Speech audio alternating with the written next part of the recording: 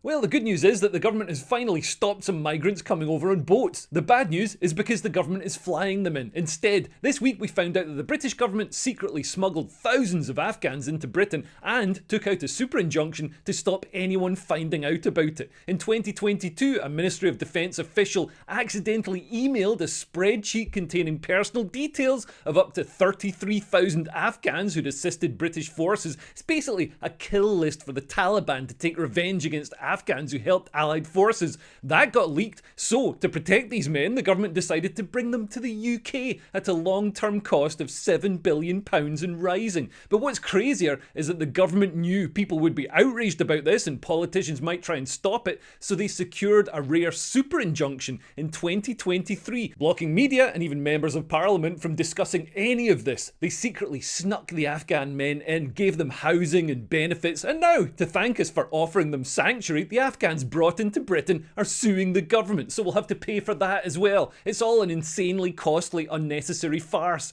Is this a good idea? Are these guys from a compatible cultural background? Well, I guess it depends how you feel about cultural enrichment such as bacha-bazzi dancing boys, sex crime, military morale, and Britain's rapid spiral into sectarian conflict. I'll get to the stats in a moment, but first, my mate went to Afghanistan as a comedian. They used to send comedians like me out to entertain troops in Afghanistan and Iraq. Honestly, war is absolutely brilliant for comedians. It's good money and you get to go in a helicopter. Anyway, he was out there on a base with the British and American troops and the Afghan troops, the Northern Alliance, the guys that are being resettled here. The Northern Alliance guys had a boy turn up, like 12 years old or something, with eye makeup and with bells on his ankles, and he danced for them. And then my mate was like, what on earth was this? And then apparently all the Afghan guys then the boy. I mean, surely we have enough of that here with all the drag shows for kids. It's a widespread thing there, with truckers keeping boys for the same purpose, keeping them like pets. There have been documentaries about it, like The Dancing Boys of Afghanistan, which was shown on Channel 4 when the left wasn't afraid of shining a light on diversity. Also, a funny story, the British soldiers told the Afghan soldiers that the little drones that they used were piloted by highly trained mice, and then for a laugh they got a dead mouse, tied a parachute to it and chucked it over the wall into the Afghan compound. The next day the top Afghan officer came to them with the mouse on a little cushion and said, one of your men has been shot down.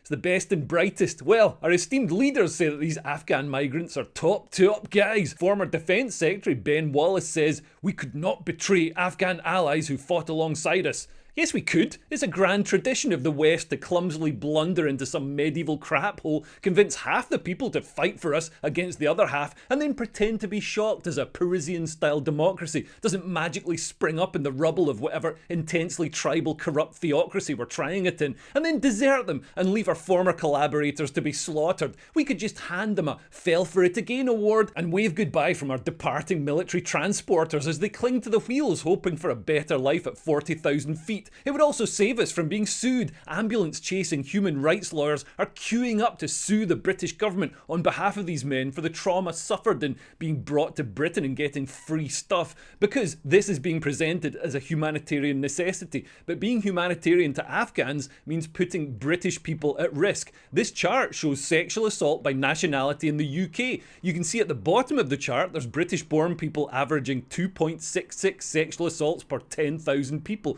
with all these other nationalities way overrepresented as perpetrators, until you get to the top with Afghan nationals who commit sexual offences at 59.23 per 10,000 people. They're 23 times more likely to commit a sexual offence than a British person. So we know that bringing thousands of Afghan men to the UK will result in British women and children being victimised who otherwise wouldn't be. What about their humanitarian rights? Oh, but surely if they commit sex crimes they'll be deported. Nope. This is one of the leading firms in London that frequently takes on the Home Office and wins. A large part of any immigration practice, we see lots of very bad decisions made at first instance, and if firms have the capacity and the funding to take appeals on, they will do so. Sometimes even an appeal can be appealed, and these court documents reveal some of those cases. Westernisation is one reason successfully argued. When people have been here so long, they say they can't go back. And this is the extraordinary case of another convicted sex offender who continues to act inappropriately towards women, but was allowed to stay in Britain because committing sexual acts in public in Afghanistan would put him at high risk of physical violence from mob mentality. He was represented by this firm, but the top lawyer in the company disputes any suggestion that so-called lefty lawyers are to blame for the asylum crisis. The asylum system is broken.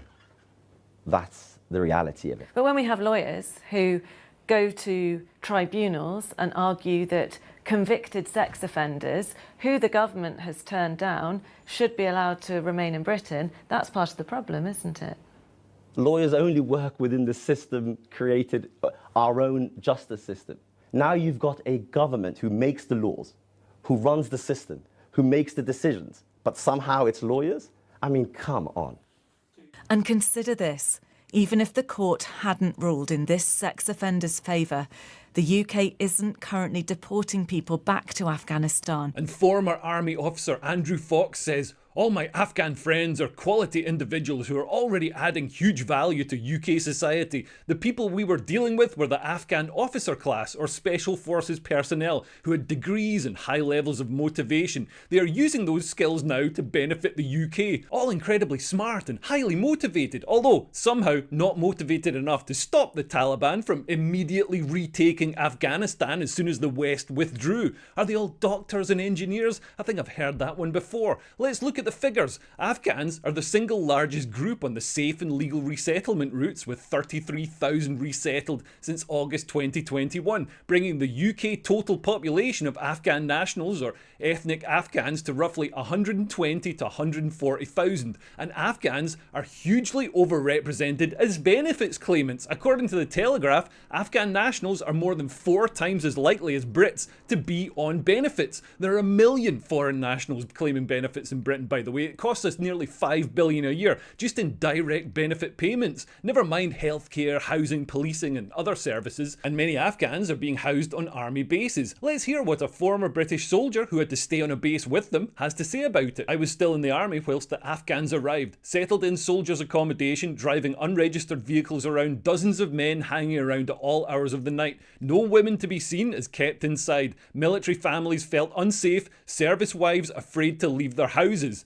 This has directly had an impact on military retention and ruined marriages. Untold harm. Imagine being a private on £1,600 a month when the man with 3 wives and 7 kids gets £5,000 a month as he leers at your wife. I mean, when you join the army and your family stays on a military base, you're supposed to be able to go overseas and fight or whatever for your country and know that your family's safe. But the government was putting Afghan men on the military bases with the wives and children of soldiers. I can't think of anything worse for army morale, and we shouldn't be hammering military morale like this when we're supposedly getting ready for war with Russia." Telegraph columnist Jake Wallace-Simon says, "Just heard from an old friend who is an Afghan interpreter who worked for the British Army and is now thankfully based in the UK. He says that his family is now at risk back home after the data leak. But get this, he says the mess is even worse than we thought. He told me that many of the Afghans who have been brought into Britain over the years are con men who tried their luck with an application, even though they hadn't worked for the army. Predictably enough, they were allowed into the country by our inept government. Meanwhile, many genuine interpreters and contractors were left behind. The Afghans who have committed crimes in Britain, such as sexual assaults, are mostly these shysters," he said. "This whole thing makes no sense. The Afghans could be resettled in a culturally similar country like Pakistan,